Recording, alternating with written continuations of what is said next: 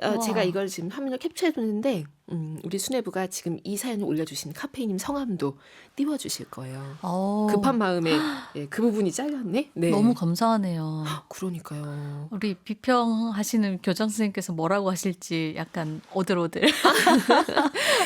신지 작가님 책으로 그러니까 사흘 후에 독서 네. 모임을 한다는 거잖아요. 네. 어떤 얘기가 오가면 좋을까요? 그냥 작가로서 네. 바람이 있다면.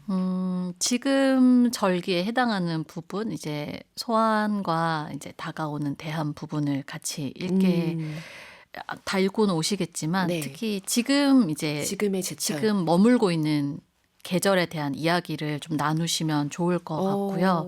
그리고 지금 한 해의 시작이니까 네. 제가 북토크 때도 이렇게 말씀드리는 게 나만의 연례 행사를 만들어 보자. 뭐 절기마다는 아니어도 봄, 여름, 가을, 겨울에 나는 뭐 이걸 먹으러 가는 것, 네. 이 풍경을 보러 가는 것, 이런 것들을 연례 행사로 삼자는 얘기를 드리고 또 사람들과 그 각자 가지고 있었던 혹은 갖고 싶은 연례 행사에 대해서 얘기를 나눠요. 그래서 그런 시간 가져보시면 특히 봄에 어떤 거 하고 싶으신지에 대해서 네. 나는 뭐 봄에도 봄꽃이 되게 다양하잖아요. 근데 그쵸. 그중에 어떤 봄꽃을 제일 좋아해서 이 봄꽃이 아름답게 핀 어떤 식당이나 여행지에 가는 게 뭐 나의 연례 행사야 라거나 봄나물도 다양한데 네. 또 최애 봄나물이 다르시잖아요. 그렇죠. 그러니까 나는 뭐 냉이 된장국으로 봄을 맞이한다 라거나 나는 미나리전을 부쳐서 봄을 맞이한다 라거나 이런 식으로 봄을 맞이하는 연례 행사를 생각해 보시고 같이 좀 적어 보시고 나눠 보시고 하시면은 좀 더 풍성해지지 않을까 싶습니다.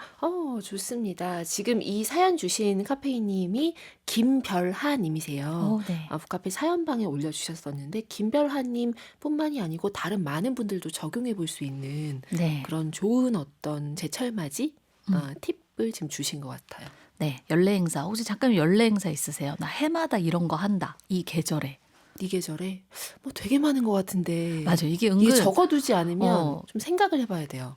같이 네. 좀 얘기하면서 적고 나면 나 생각보다 연례 행사가 몇 가지 있었네라는 걸 알 수 있는데 또 그렇죠. 막연히 물어봤을 때 딱 안 떠오르거든요. 지금 여기가 스튜디오니까 북카페 안에서를 생각을 해보면 우리 또 그 기술 감독님들 중에서 수박 감독님이라고 이름이 붙은 네. 감독님도 계세요. 수박왕도 있으시네요. 그러니까 드래브왕에 수박왕 수박을 벌써 몇 년째 아. 여름이 되면 자전거 한 끝에 달고 북카페만 주시는 거예요. 북카페만. 그래서 제가 세상에. 왜 북카페만 주세요? 이랬더니 뭐라고 답변을 하셨는데 웅얼거리듯이 하신 거 영상 인스타그램에 올라가 있거든요. 네. 북카페 인별그램에. 뭐 시간대 때문인 것 같기도 하고. 근데 아무튼 그것도 몇 년째. 북카페 네. 여름 맞이는 그 수박왕에 자전거에 싣고 오는 수박으로 시작되는 거네요. 그렇죠. 근데 그 감독님이 또 겨울에는 붕어빵을 요즘에 또 사오시더라고요. 그래서 그렇게 거의 간식 따라 움직이기도 어. 하고 스튜디오 안에서 우리 제철 오늘도 음식 드리방 배달부신데요? 감독님은 뭐 매번 이렇게 또 드립커피를 일상으로 가지고 오시기도 하시지만 너무 감사해요.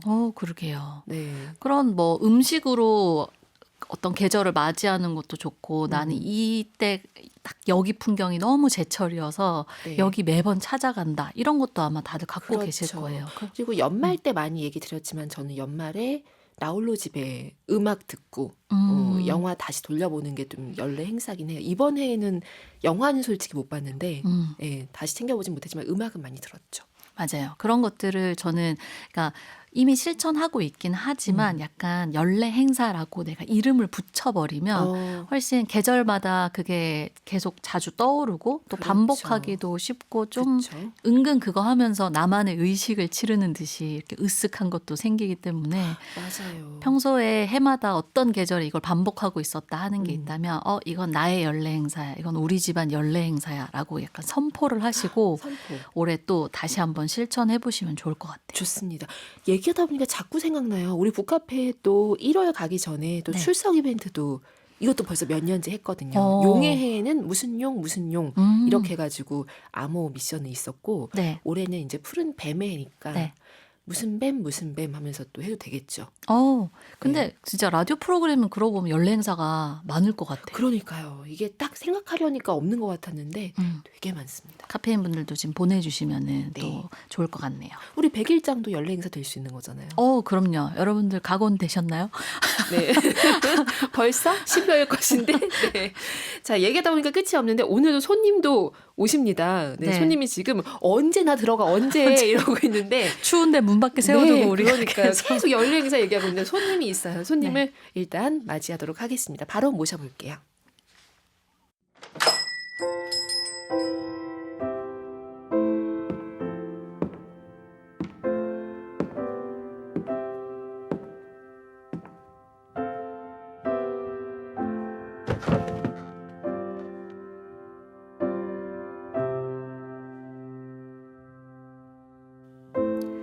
어쩔 수 없을 때가 있다. 할 수 있는 모든 걸 했음에도 어쩔 수 없는 순간이 온다. 그것을 오롯이 나의 잘못이라 말한다면 그렇다면 나는 조금 억울하다. 그렇다고 내 모든 게 끝났다 말한다면 그것은 꽤 많이 억울하다. 그저 수많은 것 중에 건강 하나 잃었을 뿐인데 그리 말하신다면 나는 아주 많이 억울해진다.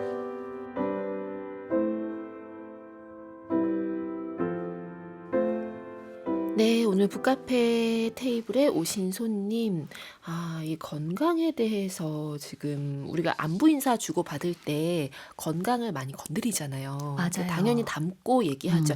무엇보다 건강이 최고야. 건강해야 돼. 이것을 아끼는 마음에 넣긴 하지만 그런 인사말 속에서도 또 소외되는 기분, 상처받는 기분을 느끼실 수도 있는 것 맞아요. 같네요. 특히 올해 이제 시작돼서 아마 연말부터 새해 덕담으로 많이들 주고받으셨을 것 같아요. 그렇죠. 건강하세요. 건강이 최고입니다. 이러고 또 요새 독감이 유행해서 독감 때문에 또 건강에 대한 안부도 많이 주고받게 되고. 맞아요. 근데 여기 우리 손님처럼 건강 하나 잃었을 뿐인데 이게 다 끝났다 말한다거나 우리 왜 건강을 잃으면 다 잃는 것이다 이런 얘기 한다거나 혹은 이게 아픈 사람한테 그 아픈 게 너의 좀 소홀했던 어떤 건강 생활 습관 이런 것 때문이야 라는 식으로 좀 들릴 수도 있는 말이고요. 그렇죠. 그렇다 보니까 또 덕담이라고 건넸지만 누군가에게는 말씀하신 것처럼 소외감이나 어떤 서운함이나 이런 걸 줄 수 있는 게 또 건강에 대한 안부인 것 같아요. 네, 맞아요. 이 건강 또 그러니까 이게 지금 어떤 내가 그동안 살았던 것에 대한 부메랑처럼 느껴지게끔 하는 말들 이걸 맞아요. 안부 인사로 건네기는 좀 그렇죠. 맞아요. 그렇죠? 고민을 좀 해야 되겠는데요. 그래서 오늘 이런 우리 테이블 손님이 오신 김에 이 건강에 대한 이야기를 한번 나눠보면 어떨까 하고 저도 준비를 해왔고요. 작가님은 새해 인사로 그럼 적절한 말이라고 생각되는 뭐 어떤 말 많이 하세요? 많이 하는 말은 전 그때그때 좀 다르긴 한데 오늘 아침에 안 그래도 오랜 친구랑 또 지금 요즘에도 지금 새해 인사가 또 뭐 1월 내내 맞아요. 그렇죠. 뭐 설날까지는 계속 맞아요. 이어지기도 하잖아요. 주고받을 때 제가 했던 그 말을 친구가 굉장히 좋아하더라고요. 알려주세요. 톡으로 새해에는 너에게 정말 좋은 일, 좋은 사람이 자석처럼 떡 붙었으면 좋겠다 이렇게 했어요. 그랬더니 너무 좋다. 그렇네요. 이렇게 자석처럼. 또 이게 비유를 해주시니까 네. 더 와닿는 그 느낌이 있는 것 같아요. 네, 떡 이렇게까지 의성어도 넣었어요. 설날에도 쓰기 좋을 것 같아요. 떡 붙어라. 이렇게 새해에는 좋은 일, 좋은 사람이 떡 붙었으면 좋겠네요. 이건 진짜 내가 노력한다고 되는 게 아니라 사실 맞아요. 어떻게 보면 조금 행운처럼 받아들여야 되는 것이기도 한 선물 같은 거니까. 그렇죠. 너에게 그런 행운이 찾아오길 이렇게 좀 기원해 주는 의미가 맞아요. 있으니까. 그러니까 사실 새해 복 많이 받으세요가 너무 우리 관용적으로 많이 쓰지만 약간 그 쓰기 전에 정말 이 말밖에 없나 라는 생각이 늘 한 왜 번씩 클래식이죠, 그게. 클래식이긴 한데 네. 너무 클래식이어서 어느 순간에는 좀 하나만한 인사 같은 네. 안녕히 계세요 같은 그런 느낌처럼 그래서 늘 좀 참신한 그런 새해 인사말 덕담이 있으면 좋겠다라고 맞아요. 매해 생각하게 되는 것 같거든요. 맞아요. 근데 우리 지금 듣고 계신 분들은 우리 따라합시다. 고은 작가님의 네. 좋은 일 좋은 사람이 자석처럼 떡 붙기를 떡 붙기를 네, 붙기를. 바랍니다. 음악 듣고 와서 그러면 오늘 신지 작가님이 이 오늘의 의뢰인 우리 손님께 어떤 책을 떡 준비해 주셨는지 만나보도록 하겠습니다. 스테레오포닉스의 Have a Nice Day 듣고 갈게요. 윤고은의 EBS 북카페 김신지 작가님과 함께하고 있습니다. 오늘의 책 어떤 것인가요? 네, 오늘은 최지은 작가님의 그렇게 나는 다시 삶을 선택했다 라는 산문집을 가지고 왔습니다. 그렇게 나는 다시 삶을 선택했다? 네. 이런 어떤 기로에 서신 분이군요. 그렇죠. 그 제목에서도 유추할 수 있듯이 네. 그런 이제 이 제목에 담긴 메시지 그대로가 책 전체에 드러나 있는 그런 책인데요. 작가 소개를 잠깐 드리자면 네. 어린 시절을 좀 한국, 미국, 유럽을 오가면서 좀 혼란스럽게 보낸 후에 이제 30대에 아주 커리어의 성공 가도를 달리던 어느 날 말기암 진단을 받게 된 작가분이세요. 그래서 9개월 시한부 선고를 받고 이제 항암 치료를 하던 중에 또 폐로암이 전이됐다는 소식을 듣게 돼서 수술도 하게 되고, 근데 이렇게 삶이 내 삶의 어떤 무탈하게만 흘러가고 있다고, 지금 30대 한창 일하면서 네. 커리어의 정점을 찍고 있다고 생각할 때 전혀 예상치 못한 방향으로 삶이 흘러가게 되면서, 근데 그런 불안과 두려움 속에서 결국 이 작가님이 하지만 내가 선택할 수 있는 어떤 태도가 있다라는 것을 깨닫는 과정, 그리고 지금도 여전히 치료 중이긴 한데 또 앞에 했던 치료들이 무사히 끝나서 그 과정에서 겪은 것들을 이 책으로도 옮기셨고, 그러면서 하루를 낭비하지 않고 살아야겠다는 네. 생각을 하게 된 후로 정말 낭비하지 않고 살고 있는 하루하루의 면모들이 또 책의 후반부에 드러나 있기도 해요. 그래서 오늘 에세이 테이블 손님처럼 모두가 좀 각자 저마다의 어떤 이유와 상황으로 건강에 대한 이런 염려나 혹은 건강을 잃고 보내는 어떤 네. 시절이 있을 수 있는데, 그때 읽어보시면 위로도 많이 되고 또 지금 당장 어디가 아프지 않은 분들도 삶에 대해서 한번 다시 돌아볼 수 있는 그렇죠. 책이어서 새해에도 소개해드리기에 어울릴 것 같아서 가지고 왔습니다. 그러면 최지은 작가님은 투병 중에 이 글을 쓰시기 시작하신 거예요? 그쵸. 투병 이후에 쓰신 거고, 지금도 사실 치료를 받고 있고, 3주 단위로 지금 면역 항암제 치료를 받고 있으시고, 네. 3개월에 한 번씩 또 재발했는지 여부에 대한 검사를 하고 있으시니까요. 그래서 근데 어떻게 보면은 이 책에 있는 여러 글들을 읽으면서 느낀 게, 이것을 투병기로 봐야 하는가라고 했을 때 투병기가 아닌 책이라는 생각이 들었어요. 투병기가 아닌 책이다. 네, 이 책에서도 어떤 투병기라는 것은 이 병이 언젠가 끝날 것이라는 네. 것을 확신을 가지고 생각할 때, 내가 지금 아픈 건 임시적인 예외적인 상황이야 라는 시선으로 지금 이 치료 과정을 버텼던 시기에 대한 네. 이야기가 나와요. 근데 그렇게 보면은 내가 지금 살고 있는 삶을 자꾸 미래의 어딘가로 미뤄두고 살게 된다는 것에 대해 얘기하면서, 살아서 나가는 게 내가 목적이 아니라 그냥 지금 살아있는 것을 네.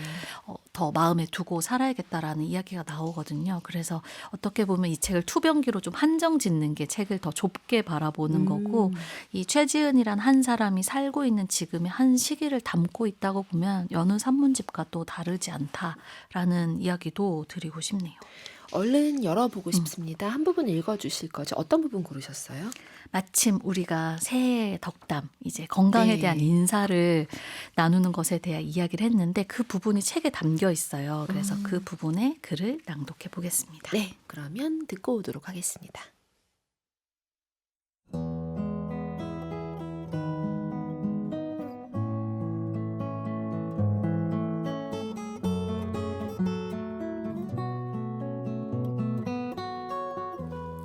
새해가 되면서 신년 인사 문자가 쏟아지기 시작했다. 수많은 덕담 사이에 압도적인 1위를 차지하는 것은 바로 건강과 관련된 것이다. 지인이 보낸 문자가 그렇다. 돈을 잃으면 조금 잃는 것이고, 사람을 잃으면 많이 잃는 것이고, 건강을 잃으면 전부를 잃는 것이다. 건강하세요. 1년에 딱 한 번, 신년에 문자 정도 주고받는 사이 이상도 이하도 아니다. 그러므로 이 사람은 내가 그 전부를 잃은 사람이라는 것을 전혀 모르고 있다. 그럼에도 불구하고 섭섭한 마음이 드는 것은 어쩔 수 없다. 특히나 암은 다른 질병과 다르게 사회적, 문화적, 도덕적인 코드와 얽혀 있다. 바람 캐릭터는 사람 속을 터지게 만든다. 사회의 암적인 존재들은 뿌리를 뽑아야 한다. 불길하고 해로운 무언가가 퍼지면서 주위를 파괴해 갈 때 우리는 암을 소환한다. 심혈관 질환이나 치매에 대해서는 이런 표현을 쓰지 않으니 좀 억울하다. 질병을 싸워서 무찔러야 하는 대상으로 바라보는 사회적인 코드에도 문제가 있다. 의지와 긍정의 힘으로 암과 싸워서 이겼다고 주장하는 사람들은 현대의학을 너무 우습게 보는 경향이 있다. 사람의 수만큼 다양한 암이 존재하기 때문에 그저 당신이 가지고 있는 암이 현존하는 항암제에 반응하는 유전적인 특성이 있었을 뿐이다. 병을 극복하지 못한 수많은 사람들이 의지와 긍정의 힘이 부족했던 것이 아니다. 질병을 없애야 하는 존재로만 본다면 나같이 만성으로 병을 안고 살아가는 사람들이나 장애를 안고 살아가는 사람들은 설 자리가 전혀 없다. 여기에는 내재된 가정이 있다. 건강은 개인의 책임이기에 본인이 최선을 다해서 관리해야 하고 전적으로 관리 가능하다는 가정이다. 건강하지 못한 사람은 관리를 못한 사람이고 사회에 기여하지 못하는 사람이 된다. 건강을 잃은 사람은 자극적인 스토리텔링을 위한 최고의 오브제다. 생활 습관이 안 좋았을까? 스트레스에 취약했을까? 운동을 안 했을까? 실험대 위에 묶어놓고 핀셋으로 여기저기 들춰본다. 어쩌면 내가 책을 쓰게 된 이유도 이와 관련 있을지도 모르겠다. 건강을 잃는다고 전부를 잃지는 않는다는 것을 알고 있다. 오히려 전에는 보이지 않았던 것들이 눈에 들어온다. 우리 중에 운이 나빴던 사람들이 눈에 보인다. 내가 갖고 있는 최고의 자원인 시간이 눈에 들어온다. 그리고 그 시간을 어디에서 누구와 어떻게 사용해야 할지 분명한 윤곽이 보인다. 이런 게 보이지 않았더라면 제일 좋았을 것이다. 이런 책을 쓸 일이 없었더라면 제일 좋았을 것이다. 하지만 돌이킬 수는 없기에 나는 저항해 보기로 한다. 건강을 잃으면 다 잃는다는 사회에 대항해 열정적으로 저항하는 중이다. 이렇게 개인의 인과응보로 치부되는 것은 비단 질병뿐만은 아닐 것이다. 사회 저변에 다양한 방식으로 발현된다. 놀러가서 사고를 당했으니 놀러간 사람의 탓이다. 위험한 상황에 제 발로 걸어 들어갔으니 들어간 사람의 탓이다. 생각이 있었으면 그러지 않았을 것이고 스스로 관리만 잘했더라면 그런 일은 없었을 것이다. 그래서 건강을 잃으면 전부를 잃는다는 사회는 이미 건강을 잃은 사회다. 가장 건강하지 못한 사회다.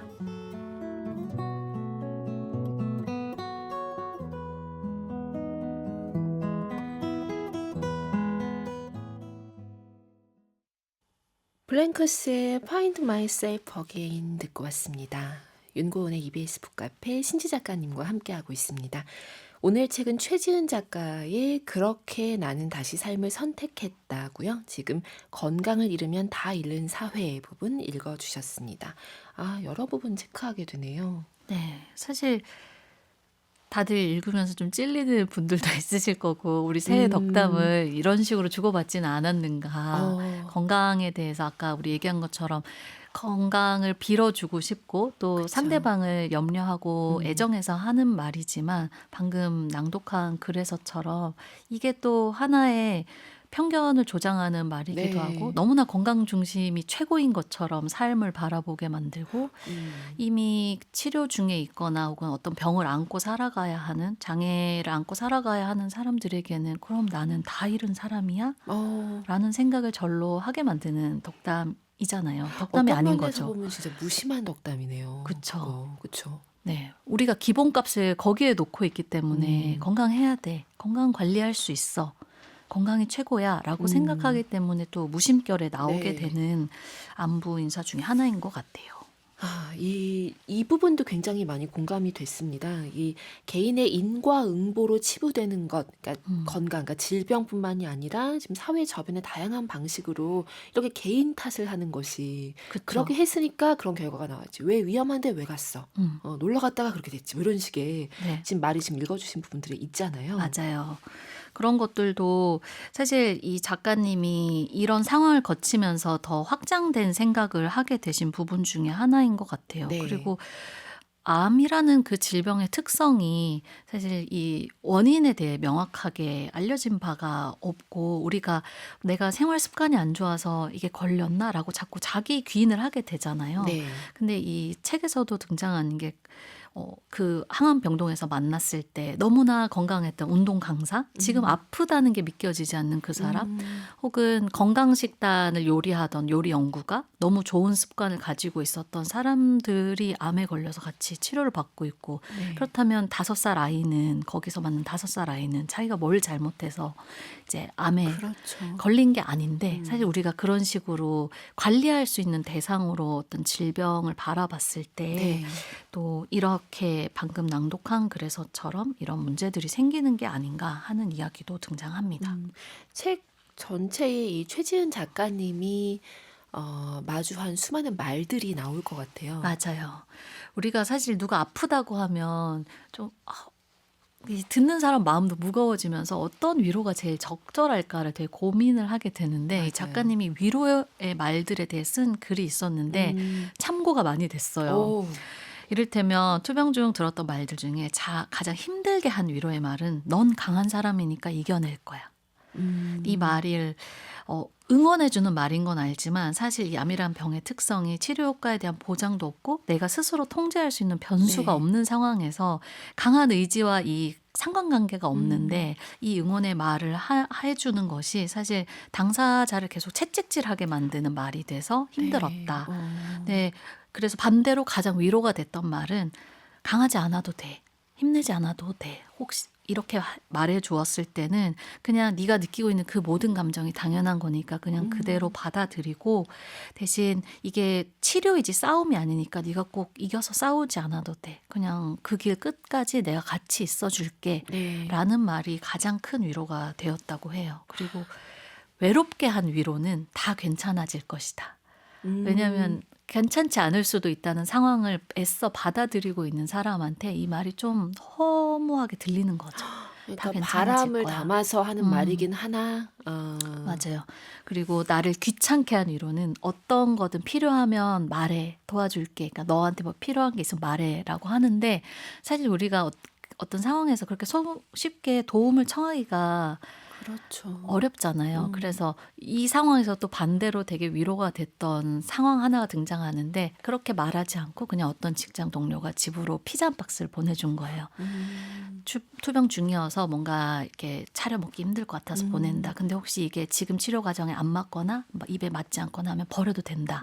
라고 해서 그 보내준 피자 한 판을 무릎에 올려놓고 와구와구 먹었던 그 얘기를 하시면서 오히려 그런 위로가 실질적으로 네. 와닿고 그때 순간에 응원이 됐다 하는 이야기가 등장을 해요. 이 응원을 하고 받은 마음이 지금 전해주신 사연에서도 지금 네. 얘기에서도 너무 잘 전달돼서 이 새해 시작되고 지금 열흘 만에 또 눈이 또 눈이 촉촉해지신 우리. 또 시작됐죠, 신지 작가님. 이 제가 코너에서. 새해를 또 이렇게 시작합니다. 자, 그러면 다음 부분 바로 또 만나보도록 하겠습니다. 어떤 부분 읽어주실 건가요? 그러면 우리 작가님 눈물이 쏙 들어가게 쏙 들어가게? 또 우리 최지은 작가님이 그래도 희망과 긍정을 담아서 쓰신 부분도 읽어보겠습니다. 네, 바로 듣고 올게요.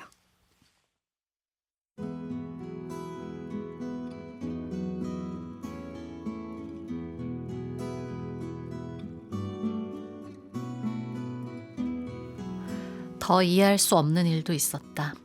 생존율 50%를 위해 3기 치료를 받던 시절보다 생존율 15%를 향해 발버둥치며 4기 치료를 받던 시절이 더 즐거웠다는 것이다. 슬프고 불안한 날들이 없었다면 거짓말이겠지만 이상하게도 죽음의 한 발자국 더 가까이 다가갔을 때 또렷하게 살아있음을 느꼈다. 상식적으로 말이 안 되지 않는가? 4기 암 선고는 사실상 죽음인데 항암제는 더 늘어났고 몸은 만신창이가 되어 거울을 볼 수 없을 정도로 망가졌는데 어쩌면 살면서 처음으로 현재만을 살았기 때문일 것이다. 목표 지향적인 삶에는 큰 부작용이 따른다. 현재를 볼 수가 없다. 학창시절에는 다음 학교 진학을 위해서 공부한다. 대학에 가서는 취업을 준비한다. 취업을 하고서는 이직을 준비한다. 한 곳에 도달하면 마음은 이미 저 멀리 다음 곳에 머물러 있다. 즉, 미래에 살고 있다. 미래에 살고 있으면 어떻게든 나의 현재를 그 미래로 끌고 가야 한다. 그렇기 때문에 계획이 생기고 통제가 생기고 궁극적으로는 불안이 생긴다.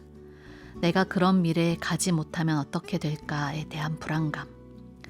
혹여라도 계획한 대로 가지 못하면 우리는 과거로 돌아가서 그곳에 갇혀 산다. 무엇이 잘못됐을까? 그 길목에서 다른 선택을 했더라면, 조금 더 열심히 했더라면, 건강에 조금 더 신경을 썼더라면. 미래의 불안과 과거의 후회는 거울의 양면이고 꽤 비슷한 얼굴을 하고 있다. 그래서 3기 치료를 받는 시간이 너무나 힘들었던 것이다. 미래에 대한 병적인 집착을 열병처럼 앓다가 과거에 대한 후회의 무게로 삶이 점점 무거워졌다. 하지만 참 아이러니하게도 사기가 되면서 미래를 빼앗겼다. 미래의 끝이 보이는 순간 미래를 생각하는 것은 더 이상 의미가 없어졌고 과거에 대한 후회도 무의미해졌다. 오로지 지금 이 순간 내 앞에 있는 사람과 내가 할 수 있는 일을 하며 가장 즐거운 시간을 보내는 것이 중요해졌다. 친구들을 만나서 최대한 많이 웃으려고 노력했다. 조카에게 해주고 싶은 이야기들을 부지런히 글로 남기려고 노력했다. 비슷한 처지의 암 환우들에게 작은 도움이라도 주고 싶어서 노력했다. 미래를 다 빼앗기고 나서야 현재를 살 수 있게 되었다. 이제 나는 생각보다 감각에 집중한다. 내일 있을 업무 미팅을 생각하다가 내려야 하는 정류장을 지나칠 뻔하면서 언제 여기까지 왔지? 스스로에게 묻는 경험을 누구나 갖고 있다. 생각에만 집중하면 이런 버스를 몇 년씩 타게 되고 정류장을 계속해서 지나가게 된다. 기억에 남지 않을 시간이 속수무책으로 흘러간다. 생각과 다르게 감각은 현재에만 존재한다. 누군가 정성스럽게 차려준 음식을 맛있게 음미하는 감각, 땀을 흘려가며 운동을 하는 감각, 계절의 사소한 변화를 느낄 수 있는 감각.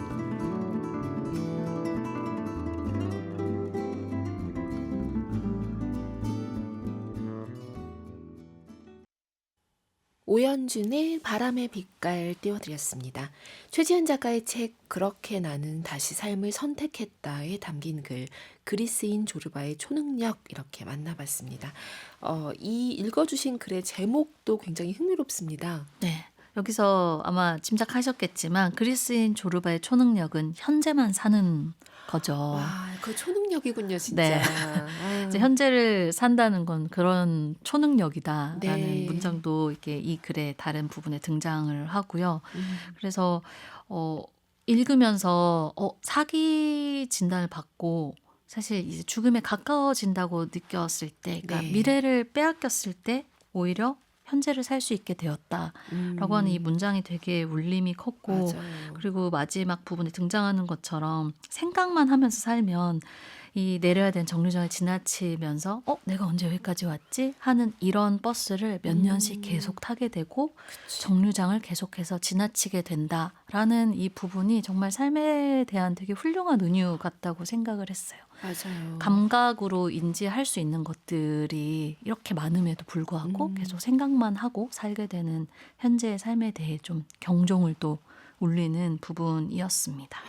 그러니까 이걸 어쩌면 살면서 처음으로 현재만을 살았기 때문일 것이다 라는 것을 이렇게 딱 적기까지 정말 얼마나 많은 시간을 또 통과하셨을까요? 맞아요. 그쵸? 여러 감정들 속을.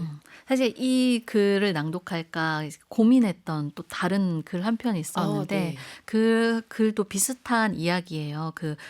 이 45번의 방사능 치료가 끝나면 뭐 23번의 항암 치료가 끝나면 다시 네 인생으로 돌아갈 수 있을 거야 네. 라는 이런 응원을 많이 듣고, 그리고 자신도 그렇게 생각했기 때문에 이를 꽉 물고 악착같이 그 치료를 견뎠는데, 다시 이게 원점에 이제 카운트다운이 0이 됐어 라고 생각했을 때 다시 이렇게 사기 선고를 받게 되면서 이제는 그게 무의미해진 거죠. 네. 그때 등장하는 문장이 그래서 목표를 바꿨다. 살아서 나가는 것이 목표가 아니라 매일을 사는 것으로 목표를 완전히 바꿀 수밖에 없었다. 다시 살아갈 날을 기다리는 것은 바보 같은 일이었다. 지금 살지 않으면 기회가 없을 수도 있다 하면서 더 이상 삶을 유예하지 않겠다는 그 전환점이 된 이야기가 또 등장을 하는데요. 그 글과 이 글이 되게 이어져 있다는 그러네요. 생각이 들었어요. 내가 지금 아파하고 그래서 치료 열심히 받고 하는 이 시간이 목표 지향적으로 계산되기 시작하면 맞아요. 너무나 견뎌야 되는 어떤 고통처럼 느껴질 수도 있지만, 지금 말씀하신 것처럼 지금 이 시간을 산다, 나는 네. 오늘을 산다, 매일을 산다라고 생각하면 전혀 다르게 보이는 그쵸. 거죠. 지금의 이 삶이 그 투병하고 있는 치료받고 있는 삶도 분명하게 삶인데 네. 당분간 견뎌야 되는 것으로 여기면 더 힘들 수밖에 없는 그런 이야기면서, 또 우리 처음에 이야기한 것처럼 지금 치료 중이거나 투병 중이거나 혹은 장애를 안고 살아가는 사람에게 반대로 생각하면 그 삶을 지금 견디고 있는 것처럼 말하게 되잖아요. 네. 비정상적인 상태를 견디고 있는 사람으로 보게 되는 것이 아닌가. 그 시간이 엄연히 그 사람들의 삶인데 그렇죠. 라는 생각까지 또 같이 해보면 좋을 것 같습니다. 네. 커피 소년 하은이 함께한 내가 네 편이 되어줄게 듣고 와서 이제 카페인님 글도 열어보도록 하겠습니다. 윤고은의 EBS 북카페 절기박사 김신지 작가님이 오늘 들고 오신 책은 최지은 작가의 책 그렇게 나는 다시 삶을 선택했다 였습니다. 이제 카페인님이 올려주신 글도 열어보도록 하겠습니다. 북카페 홈페이지에 테이블이라는 말머리로 글 올려주시면 되고요. 오늘은 셀별님이 올려주신 글 만나도록 하겠습니다.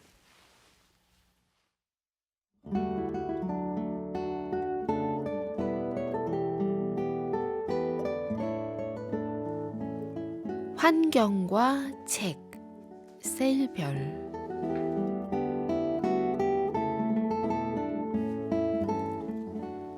내게는 이제 여름이 이 지구상에서 가장 무서운 것 중 하나가 되었다. 올겨울은 무지하게 추울 거란다.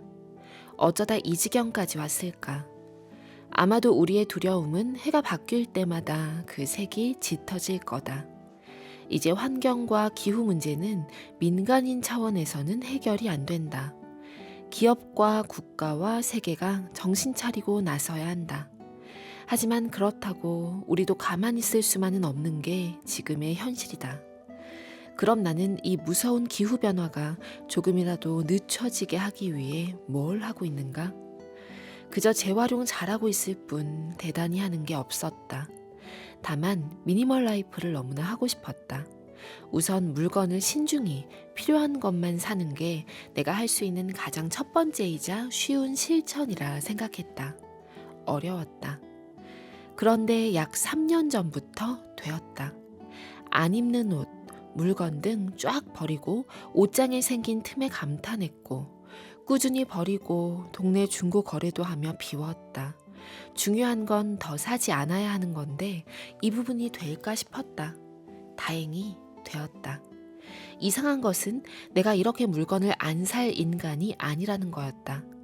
의문이 생기기 시작했다. 억지로 안 사는 게 아니고 물건을 사고 싶은 욕구 자체가 별로 안 생겼다. 이런저런 내면의 탐색 끝에 결론에 도달했다. 그럼 나는 어떻게 내 마음속에 강력히 자리 잡았던 욕심을 비워냈을까? 바로 책이었다. 나는 그렇게까지 책을 많이 보는 사람은 아니다. 그러나 책은 항상 내 곁에 있는 존재였다. 물론 현대시대는 꼭 책으로만 책을 보는 것은 아니다. 영화, 드라마, 라디오 등 다양한 채널이 있듯 나도 꾸준히 어떤 형태로든 책을 접했고, 그러면서 내면의 치유와 성숙이 있었고 자연스럽게 욕심이 비워진 거였다. 나 나름의 현타였다. 환경과 상관없이 마음 비우기도 유행같이 번져 있지만 쉽지 않다. 마음 비우기는 행동과 실천으로도 될 수 있지만 내게는 책이 수천 배의 효과를 낳았다. 나의 마음이 바람직한 다른 것으로 채워질 때 오히려 마음이 비워지고 욕심도 비워졌다.